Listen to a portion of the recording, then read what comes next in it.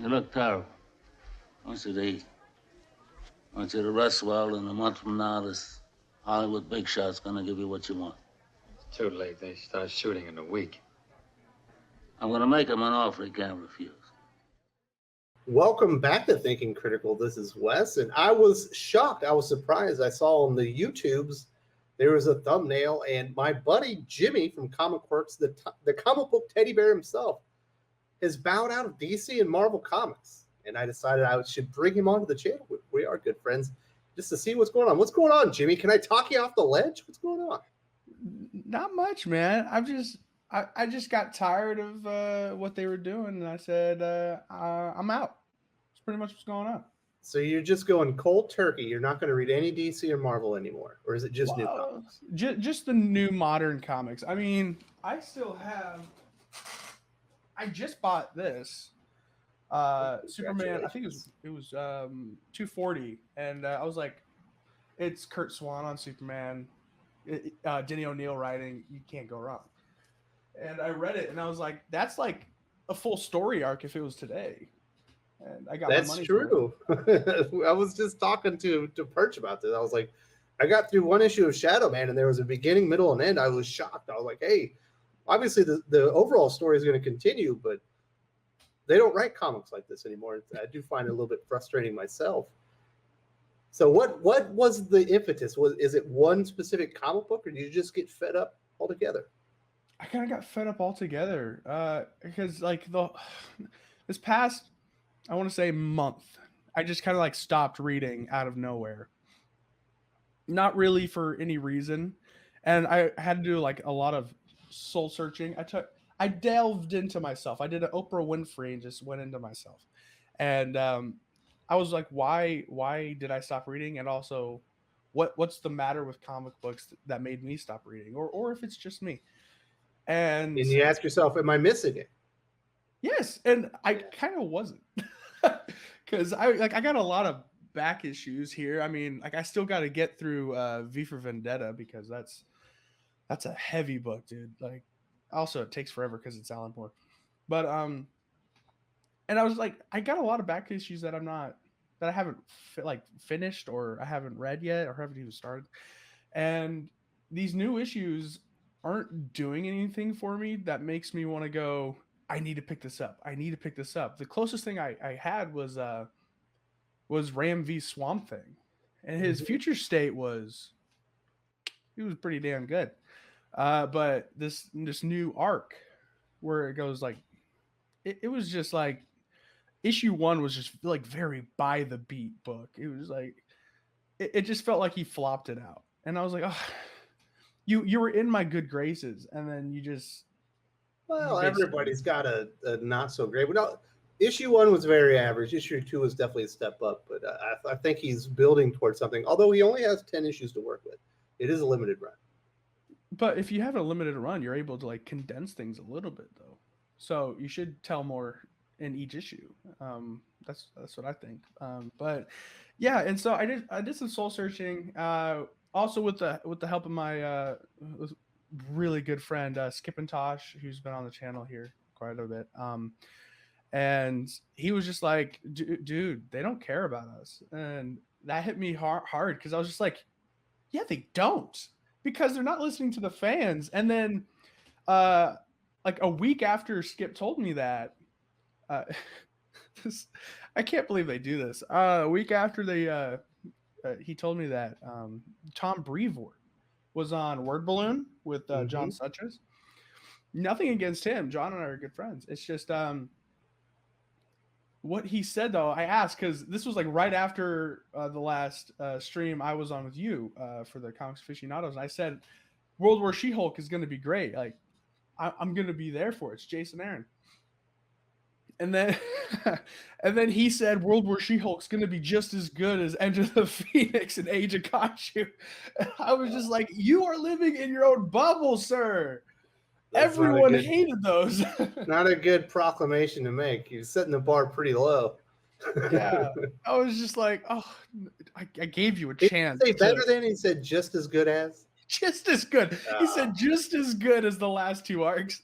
And I was just like, well, I guess I'm not gonna be buying that. Yeah. You'd So hope that they'd be a little bit more self-aware on how people are reacting.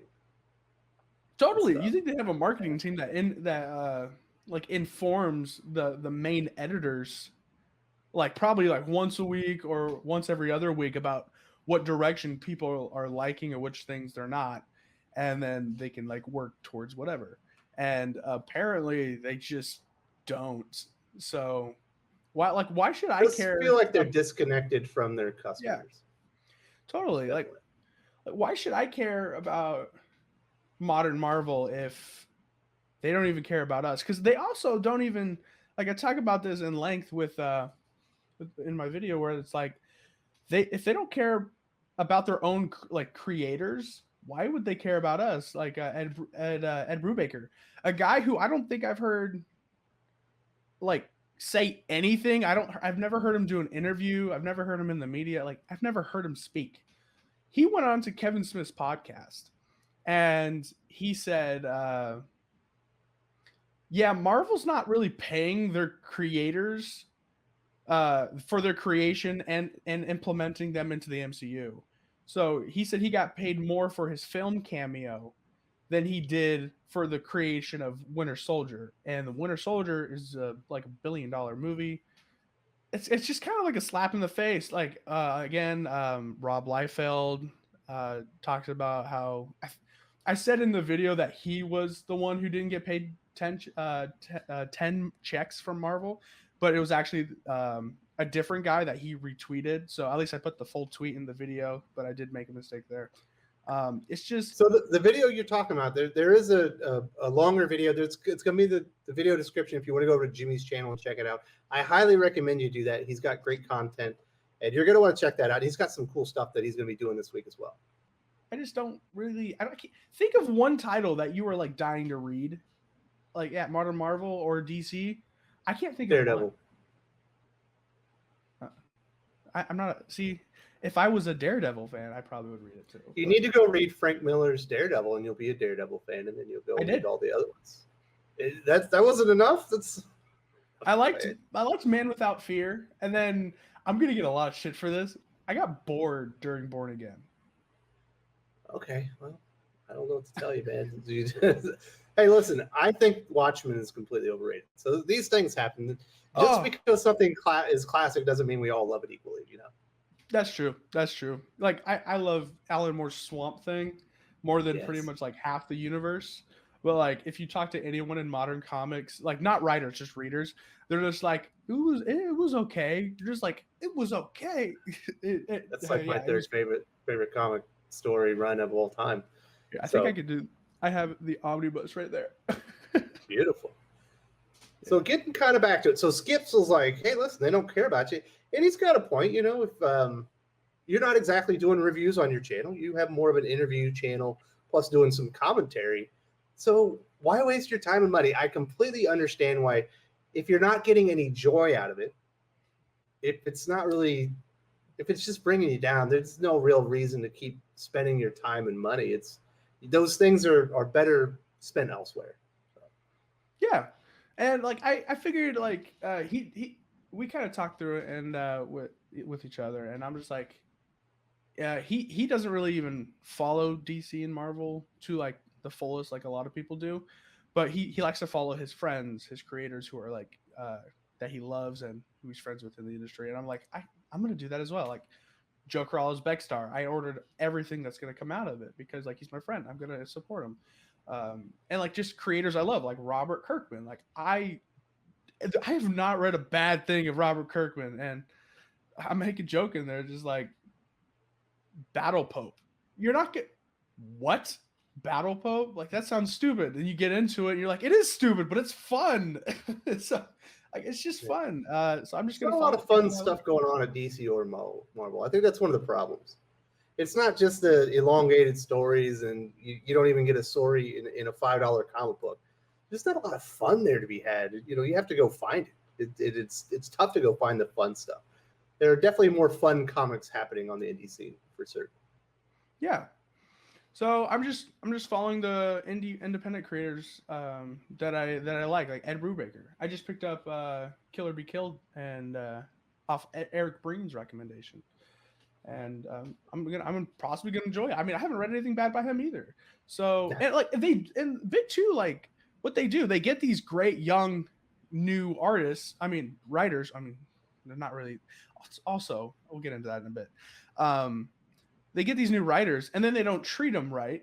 And then when they get big, like Donny Cates, they get a pay increase, and then Marvel goes, "Oh, we can't pay that. So you're either gonna have to take a pay decrease, or we're just gonna like not use you anymore."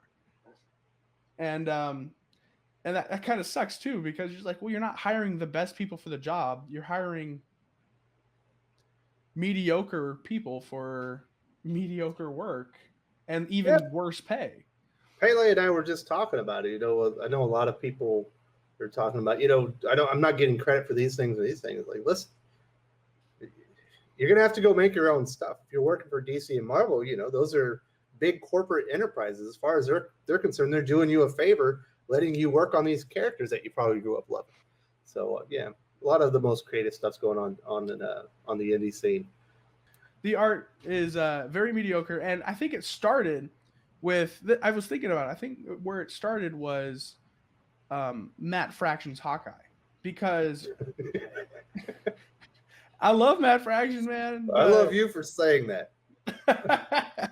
I love David Aja and Steve Lieber. I love them both, but the Marvel learned in that one book was, we can get Eisners without paying for the best artists. And you can do the most basic stick figure art with no backgrounds. And just come on. three tones of colors. Yes. I call it the simplistic style. It's beautiful the way it is. And you don't get like hash lines everywhere. You just get the form, great colorist, and that's what you get. And so when he won Eisner with it, Marvel was like, all right, fire everyone, get people from DeviantArt who looks like that. And ever since Scour Tumblr, we need new talent. Yeah. Oh, that's great. But yeah, and ever since then, they're just like, that's our MO. We're just gonna keep buying these pretty much cheap artists. So yeah, at any time that they start to get any sort of notoriety or kind of acclaim and are being noticed, they stop doing interiors. They only do covers for Marvel. It's a never-ending cycle. Marco Cicchetto, the artist on Daredevil, which has a large part to do with, along with Chip Zdarsky, of why I love the series. There's no way that he's going to continue on doing interiors. Within the next 2 years, he'll just be doing covers because they don't want him to become big. That's sad. It is sad. Yeah. That's why I quit. So you're done. When are you coming back? Are you going to come back? I hate to break this to you, but Marvel and DC need you. You are the next generation, or maybe the second to next generation. You're a little bit older. You're not a teenager. You're in your early 20s. But you're that generation that they're courting, and they need to entice to stick around. Now, Eric Breen said something on that. Eric Breen talked to me, and he said, you quitting proves that they're not going after the younger generation. They're going after the people who think exactly like them. And I agree with, like I'm a centrist. I agree with half of what they say. It's just they're cutting off half their audience by going full to one side. And by doing that, they're not going to get revenue from the other side, because the other side is going to be like, screw it, I'm done. Like what a lot of people are going to be doing after this gala event. I'm so happy I'm not reading that. I do think there's probably not more politics in comics. Just as far as like, there are more comics now, so there's going to be more, but like per percentage wise, per page wise, I bet there's about the same amount of politics, but it is certainly more heavy handed. Oh yeah. I still think there's more politics though. I do think there's still more, because if you just go on Twitter, everyone is like crazy to one side, left or right, and then they'll put it in their books. Like Kelly Sue DeConnick, I love her, Not a big fan of her writing, but her as a person, I love her, man. She's great. But when you tell people if you don't like my politics, don't buy my book, then people aren't going to buy your book. Yeah. So I think she regrets that. But it's permanent because it's on the internet. I hope she doesn't, just because she can stick her ground. God, I was gonna say something right after that. You asked when I'm coming back. I have two books that are coming out that in the semi near future that I said I would give it a shot anyways, and I'm gonna do it. And it's one is Fantastic Four Life Story by Mark Russell, because I'm friends with Mark, and he's also a great writer, in my opinion. Don't you dare talk. And the other one's King Conan by Jason Aaron and Mahmoud Asrar. And Are you talking about King Size Conan? No, he's doing a book called King Conan. Oh, I know that there's a. Oh wait, I already read King Size Conan. I didn't realize there's another King Conan. I don't know. I liked like the first 6 issues of Conan the Barbarian by Jason Aaron until I realized this story was never going to end. Yeah, it was. It was only on for 12 issues. Yeah, I realized, but it was going nowhere quick. I really liked it. Like, I really liked it. It felt like an early King Conan. It felt like an early Conan book where each book was like their own really story.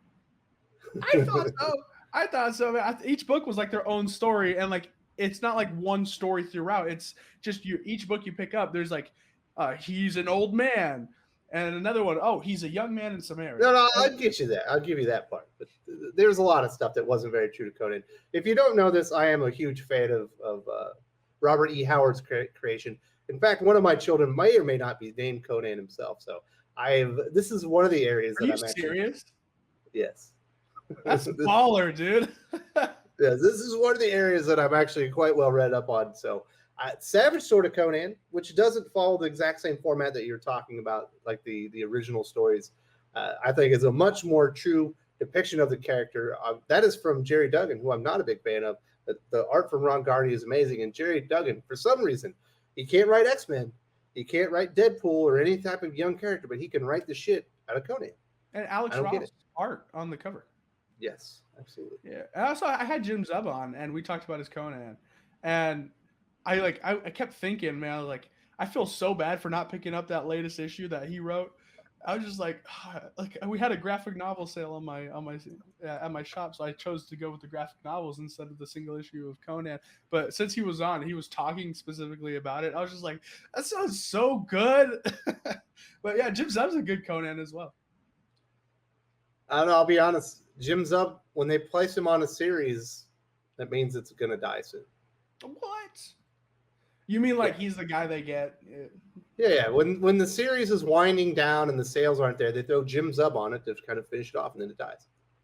Oh. It's unfortunate. Yeah, he seems like a nice guy. I've heard some of his indie stuff is pretty good, but I haven't read it yet.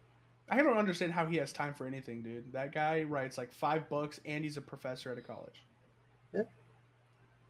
Some people are good at time management. You ought to hear all the stuff Perch actually does besides his channel. Mind blowing.